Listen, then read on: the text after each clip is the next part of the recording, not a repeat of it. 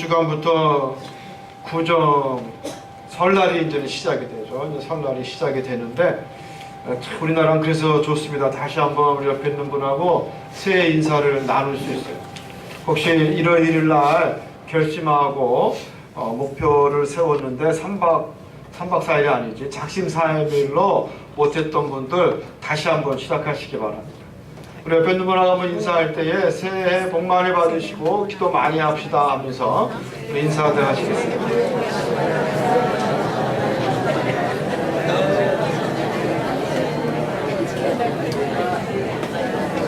네, 새해 복 많이 받으시고 새해에는 기도 많이들 하시기 바랍니다.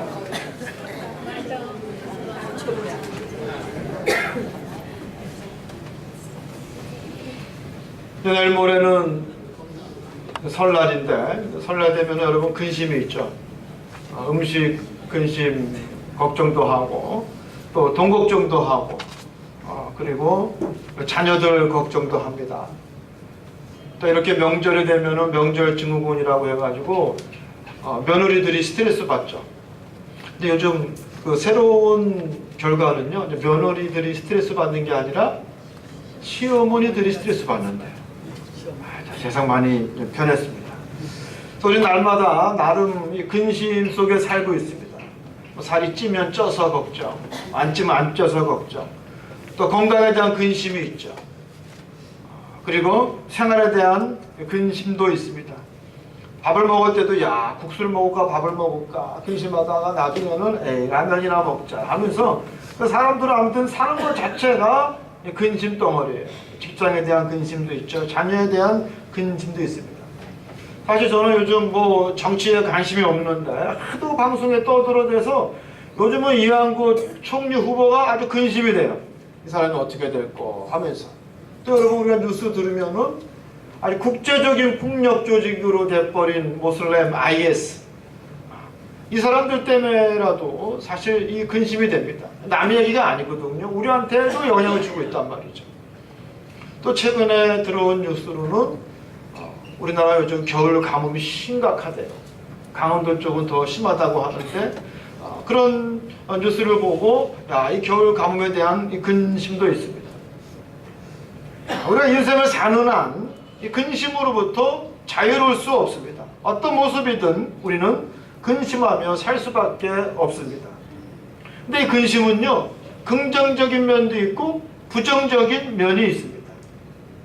근심이 지나치면 삶이 너무 위축되죠.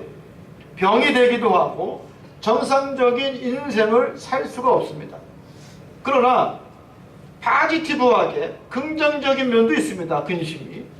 이것은 나태한 생활에서 긴장을 주기도 하고 자극이 되기도 하고 도전이 되기도 하고 삶의 동기와 에너지가 되기도 합니다. 그래서 오늘 본문 말씀에 보면은 근심이라고 하는 말이 아주 중요한 주제로 나옵니다.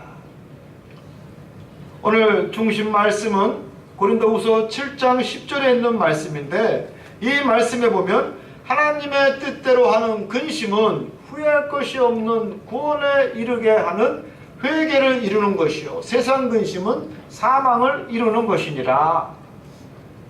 쉽게 말해서 하나님이 주시는 근심이 있다라는 것입니다. 영어 성경을 보면은 godly sorrow라고 하는 sorrow, 거룩한 근심이라는 거. 하나님이 주시는 sorrow, 하나님이 주시는 이 sorrow라고 하는 말은요, 근심 외에도 슬퍼하다, 애통하다라고 하는 말이 있어요. 슬퍼하다, 애통하다. 그래서 하나님이 주시는 슬픔, 하나님이 주시는 애통함, 이것을 우리나라 성경에서는 근심이라고 번역을 했는데 참 번역을 잘한 것 같아요. 그래서 하나님이 주시는 이 근심은 결국 우리를 구원에 이르게 하고, 그러나 세상적 근심은 사망에 이르게 한다는 것이 오늘 10절에 있는 말씀입니다. 즉 근심도 종류가 있다는 거죠. 첫 번째 뭐예요? 하나님이 주시는 근심이 있고 또 속절없는 근심이 있어요.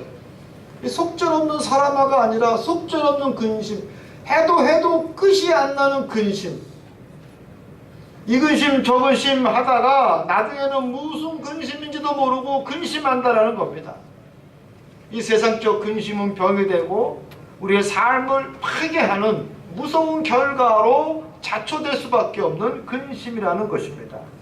그래서 오늘 이 시간에는 우리에게 필요한 거룩한 근심에 대해서 한번 살펴보도록 하겠습니다. 하나님께서 요구하시는 거룩한 근심의 첫 번째 대상은 바로 나입니다. 나. 여러분 한번 오른손을 드셔서 가슴을 치면서 나라고 전해요. 나를 위하여 근심하자. 왜 안 따라하세요?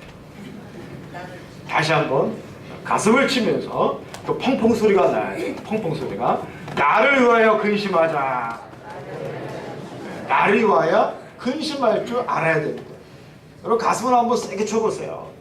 그걸 기억하세요. 가슴을 쳤을 때 탁 하는 걸 기억하세요. 나를 위하여 근심할 줄 알아야 합니다. 하나님 앞에서 자기를 지키고 온전하게 서기 위한 염려와 근심이 있어야 된다는 거예요. 사도 바울은 고린도전서 9장 27절에서 내가 내 몸을 쳐 복종케 함은 내가 남에게 전하고 자기가 도리어 버림을 당할까 두려워함이라 라고 말하고 있습니다. 사도 바울이 뭐라고 말하고 있어요? 내가 내 몸을 쳐서 복종케 한다는 거예요. 왜냐? 내가 남들에게 복음을 전하지만 나중에 도리어 나는 버림을 당할까 나는 두려워하노라 라고 말하고 있습니다.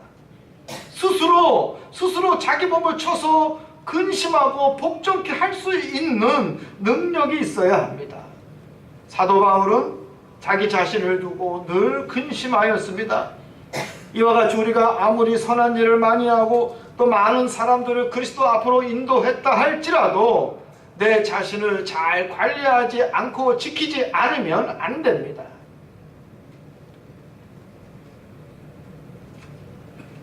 강호동이나 여러분 연예인들 보면은 옛날에 한 번씩 다 잘못했어. 무슨 뭐 세금을 떼먹었다, 술 먹고 운전을 했다, 뭐 사기를 쳤다. 그러면 방송에 나와요, 안 나와요? 안 나오죠. 한동안 안 나오다가 또 조금 있으면 짠하고 나타나서 한단 말이에요. 그러면 저는 사실 그런 의구심이 들어요. 저 사람들이 정말로 회개하고 반성하면서 스스로 근심하면서 자기의 죄를 부끄러워했는지 아니면 시간만 때우다 왔는지 정말로 알 수가 없습니다.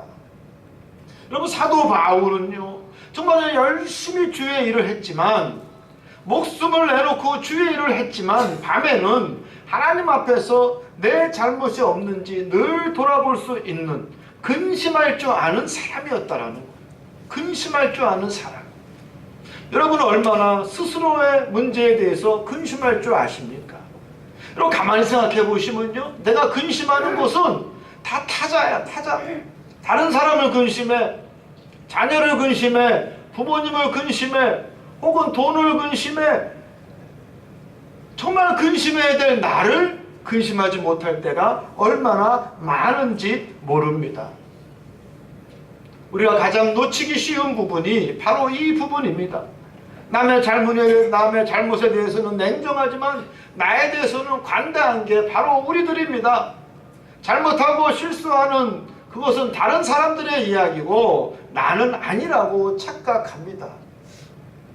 그래서 우리는 항상 내 안에 있는 티를 들보처럼 보고 또 다른 사람들에 있는 그 들보를 티처럼 볼 줄 알아야 합니다. 저도 항상 이러한 문제를 가지고 고민을 하고 근심을 합니다. 내가 정말로 하나님 앞에서 목사로서 말씀을 전한다고 하는데 그 말씀대로 살아가고 있는가 생각하면 정말 애통할 수밖에 없습니다. 내 스스로에 대해서 근심할 수밖에 없습니다. 내가 겸손한 체 하면서 실제로는 교만하지는 않는가? 또 내 삶 속에 내 속에 습관적으로 반복적으로 짓고 있는 죄는 있지는 않은가? 나도 모르게 집착하고 중독되어 있는 것은 없는가? 정말로 내가 주님을 사랑하고 정말로 나보다 주님을 앞세우고 정말로 내 안에 계신 그 주님이 나의 주인이시고 주의 뜻대로 내가 순종하며 살고 있는가? 여러분 이것을 생각하면은 정말로 애통할 수밖에 없습니다. 근심할 수밖에 없습니다. 뭐하러 하나님 앞에 하나님 저는 이렇게 살아왔습니다 라고 말할 수 있는 것이 전혀 없다라는 것입니다. 미국에서 어떤 교회 목사님이 이렇게 광고 시간에 다음 주 수요일 날 아주 중요한 장례식이 있으니 다 참석하시오라고 광고를 했습니다. 그런데 누구 장례식이라고는 이야기를 안 하는 거예요. 그래서 어쨌든 목사님이 광고를 하셨기 때문에 수요일 날 시간 맞춰서 성도들이 다 모였어요. 교회 와서 보니까 앞에 관이 있습니다. 이 미국 이 장례식은 교회에서 이 장례 예배를 드려요. 그리고 마지막으로 고인의 시신을 아주 멋있게 혹은 예쁘게 정말 살아있는 사람처럼 화장을 하고 옷도 평소에 제일 좋아하던 옷을 탁 입히고 관 뚜껑을 열어놓습니다. 그리고 예배를 드려요. 근데 장례 예배를 드리게 되면 목사님이 보통 어떻게 이야기를 하냐면 조금 거짓말을 해요. 아, 이분의 삶은 아름다웠고 친절한 사람이었고 신앙이 좋았고 조금 거짓말을 한다고, 유족을 위해서. 아, 근데 이 목사님은 전혀 그런 말씀은 안 하시고 이 사람이 어떠한 사람이었는지, 살아있는 동안 얼마나 나쁜 사람이었는지, 살아있으면서 얼마나 사악한 사람이었는지, 살아있으면서 얼마나 비열한 사람이었는지를 막 이야기하는 거예요. 그러면서 이 사람은 결코 하늘나라에 가지 못하고 끔찍하고 영원한 형벌을 받게 될 사람이라고 설교를 하시는 거예요. 교인들은 바짝 쫄았습니다. 긴장해서 도대체 누군가. 설교가 끝나고 목사님 말씀이 한 사람씩 나와서 고인과 인사를 하라고 이야기합니다. 그래서 미국 장례식은 이 끝나면은 한 사람씩 이렇게 나와서 나와가지고 관뚜껑 열어놨거든요. 마지막으로 고인 앞에서 이렇게 이제는 보고 간단하게 묵념을 하고 마지막 작별을 합니다. 근데 이제는 시신이 많이 망가진 건 그렇게 안 해요. 그래도 온전하게 돌아가신 분. 그래서 교인들이 도대체 누군지 얘기도 안 하고 그 장례식장이 누군지, 어떤 그 나쁜 놈이 누군지, 그 극악무도한 놈이 누군지, 그 사악하고 치사하고 야가 빠진 놈이 누군지, 죽어서도 영원한 형벌을 면치 못할 그 놈이 누군지 한번 보려고 와서 보니까 관 안에 아무것도 없는 거예요. 그리고 거기에는 거울이 큰 게 하나 있었습니다. 그 거울을 통해서 볼 수 있는 것은 누구의 얼굴이에요? 자기의 얼굴이었습니다. 그래서 그 목사님은 말씀하시기를 바로 그 거울에 비춰지는 사람이 바로 큰 죄인입니다. 그래서 교인들을 깨닫게 된 거예요. 아, 내가 바로 지금 이 순간 죽는다라면은 극악무도한 비열한 죄인으로 죽을 수밖에 없겠구나. 하나님 앞에 뭐 하나 내세울 곳 없는 비참한 죄인으로 죽을 수밖에 없겠구나. 그래서 사람들은 근심하면서 돌아갔다는 것입니다. 사랑하는 성도 여러분, 우리는 내 영적인 문제, 내 믿음의 문제를 가지고 근심할 줄 알아야 합니다. 이럴 때 비로소 우리는 회개에 합당한 열매를 맺을 수 있고 더 진실하고 참된 그리스도인으로서 거듭날 수 있습니다. 아무 대가 없이 자신을 내어주신 예수님의 모습을 생각하면서 과연 나는 그 사랑에 걸맞게 살아가고 있는지 우리는 생각해 봐야 합니다. 그리스도 안에서 성숙한 온전한 인격을 이루고 있는지, 이것이 바로 우리의 근심이 되어야 합니다. 자, 금요일 날에도 말씀드렸지만 우리 경인 이 지하철 공사하시는 감리단에 있는 김남희 집사님이라고 수요일마다 꼭 오세요. 그분이 사무실에 찾아와서 얘기를 한참 나누는데, 목사님, 저는 38년 전에 거듭났다라고 생각했는데 그게 가짜였습니다. 그리고 최근 이 3년 전에 비로소 정말로 거듭났다라고 저는 확신하고 있습니다. 그 이후로 내 삶이 변했고 복음을 전하기 위해서 나는 안간힘을 쓰고, 그러면서 그분 말씀이, 목사님, 내가 이 지하철 공사하는데 그 감리단 속에서 또 현장에서 일하는 사람들 속에서 제 별명이 뭔지 아세요? 뭡니까? 하고 물어봤더니 목사요 그러는 거예요. 그만큼 이 사람이 감리단 기사인지 아니면은 정말 복음 전하는 이 복음 전도자인지 알 수 없을 정도로 그의 삶이 철저하게 하나님 앞에 변하는 삶을 살고 있다라는 거예요.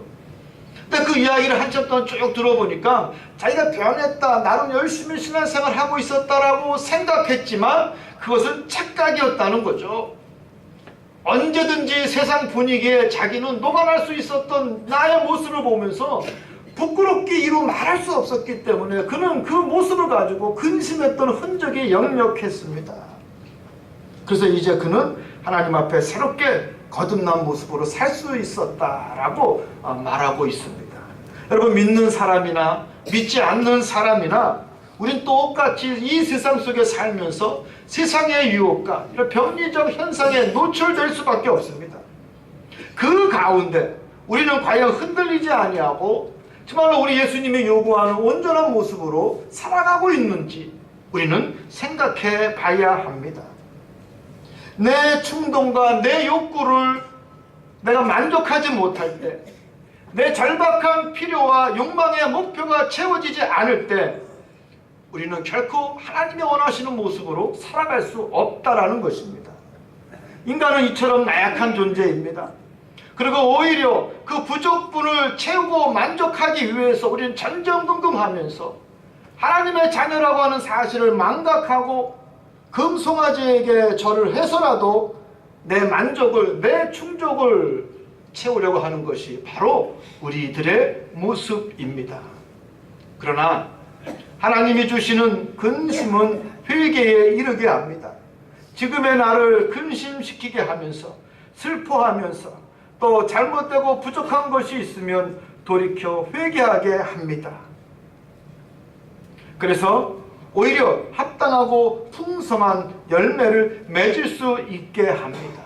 사랑하는 성도 여러분, 나를 위하여 근심할 줄 아는 여러분이 되시기를 주님의 이름으로 축원합니다. 다윗은요, 남의 아내를 탐한 무서운 죄가 있었지만 그는 그 죄를 회개하고 자기의 죄에 대해서 슬퍼하고 애통하였기 때문에 하나님 앞에 큰 복을 받은 사람으로 살지 않았습니까? 우리도 살면서 죄를 질 수 있습니다. 그러나 그 죄에 대해서 부끄러워하고 애통해하고 내 영적인 문제에 대해서 근심함으로 하나님이 풀어주시는 새로운 인생을 살아가는 우리가 되어야 할 줄 믿습니다. 두 번째로 우리에게 필요한 거룩한 근심은 교회를 향한 근심입니다. 문화를 정의하는 여러 가지 말을 정리해보면 문화, culture, 경작하다, 농사 짓는 것처럼 또 재배하다라고 하는 뜻이 있습니다. 또 철학자 키케로는 기르다, 공부하다 혹은 종교적 제의라고 정의하고 있습니다. 그러면서 키케로는 문화는 곧 종교다라고 정의하고 있습니다. 문화는 뭐예요? 곧 종교다. 여러분, 세상의 문화는 그 뭔가 있는 거예요. 문화라는 게. 여러분, 극장 가서 영화 본다고 문화생활 하는 게 아니에요. 이 문화라는 것은 엄청나게 복잡하고 복합적인 뭔가가 있습니다. 여러분, 우리나라 요즘 세계적으로 유행하는 게 뭐예요? 한류잖아요. 한류 문화. 전 세계 사람을 현혹시키는 거예요. 젊은 애들을 환장하게 만들어.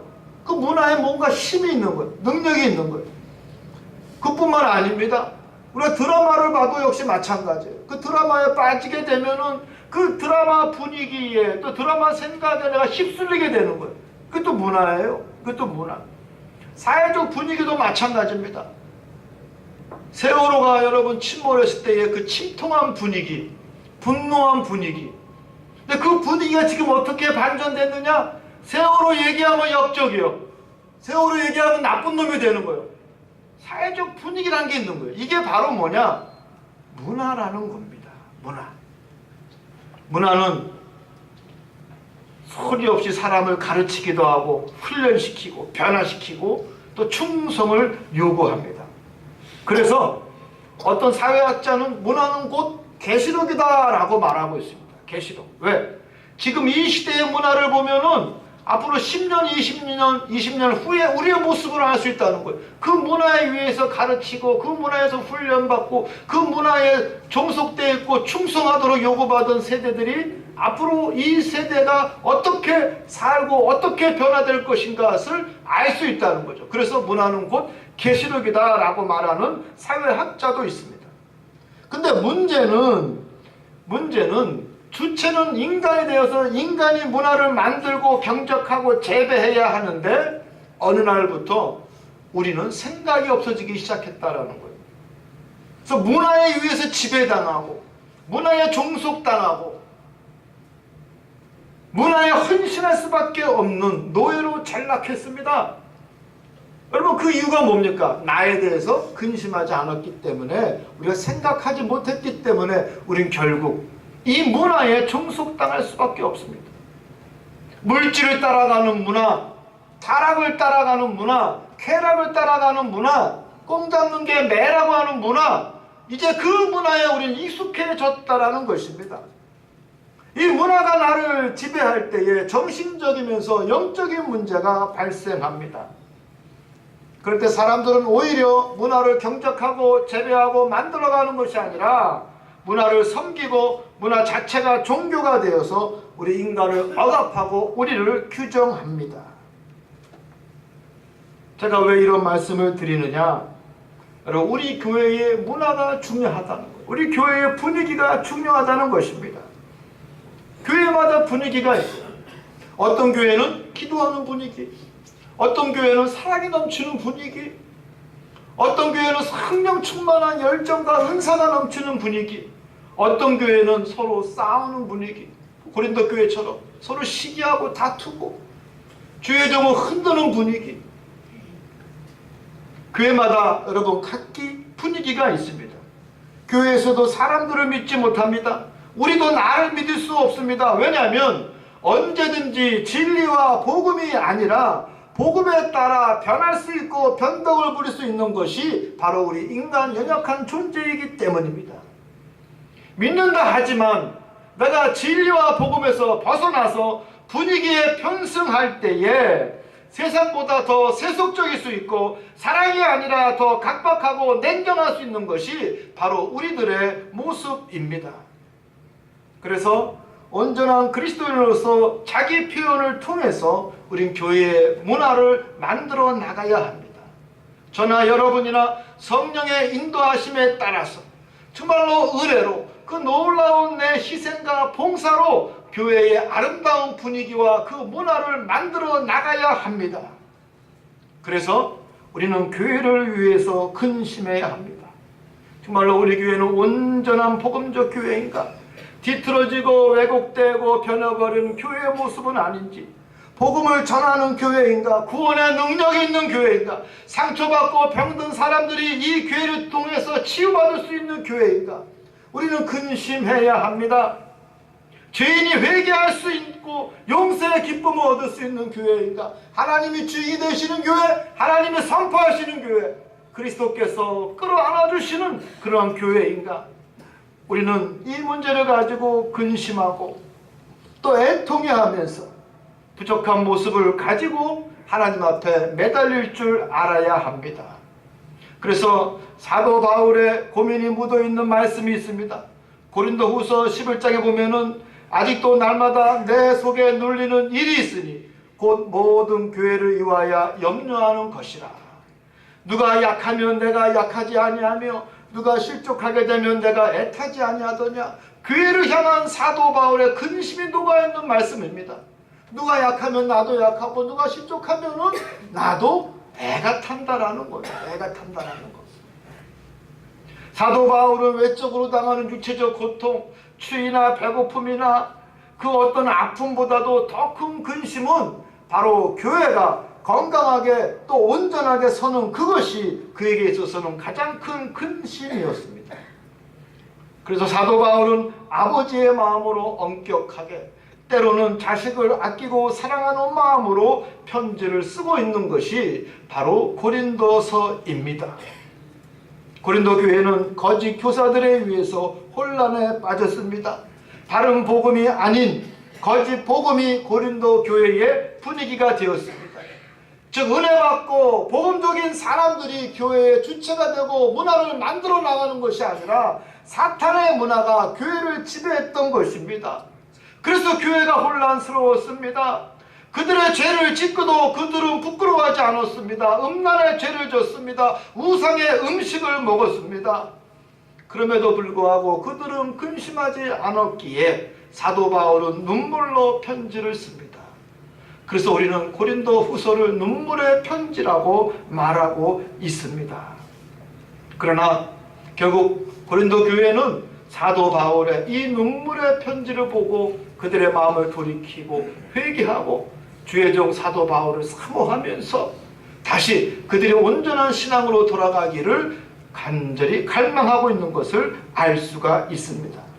그래서 11절에 보면은 사도 바울이 뭐라고 말하고 있습니까? 11절에 보면 보라 하나님의 뜻대로 하게 된 이 근심이 너희로 얼마나 간절하게 하며 얼마나 변증하게 하며 얼마나 분하게 하며 얼마나 두렵게 하며, 이 말씀을 다른 번역으로 읽어보면은 이 말씀입니다. 거룩한 근심으로 말미암아 너희가 하나님의 은혜를 간절하게 사모하며 너희의 잘못을 고백하고 너희의 부끄러움을 부끄럽게 생각하고 두려워하며 더욱 열심을 내었도다, 이 뜻입니다. 거룩한 근심으로 말미암아 고린도 교회가 회복되는 것을 알 수가 있습니다.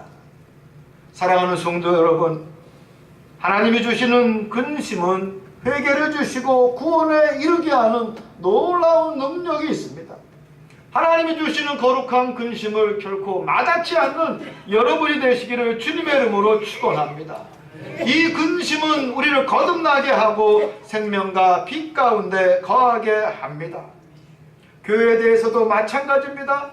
결코 세상적 방법으로 근심하거나 문제를 풀려고 하는 것이 아니라 하나님이 주시는 근심으로 무릎을 꿇고 부르짖고 기도함으로 문제 해결받고 응답받고 우리의 교회가 복음적 교회로 은혜와 사랑이 넘치는 교회로 거듭나야 할 줄 믿습니다. 사랑하는 중앙교회 성도 여러분, 하나님이 주시는 거룩한 근심으로 여러분을 돌아보시고 교회를 돌아보면서 무릎 꿇을 수 있는 여러분이 되시기를 주님의 이름으로 축원합니다. 기도하겠습니다. 하나님, 가만히 생각해 보니까 내가 갖고 있는 근심은 내가 아니라 세상에 많은 허무한 대상들이었습니다. 이제 진솔하게 스스로 돌이켜보면서 나를 위해서 근심하고 또 몸된 성전인 하나님의 교회를 위해서 근심함으로 내가 변화되고 우리 교회가 은혜와 사랑이 충만한 부흥하는 교회로 변화되게 하여 주시옵소서. 예수님의 이름으로 간절히 기도드리옵나이다. 아멘.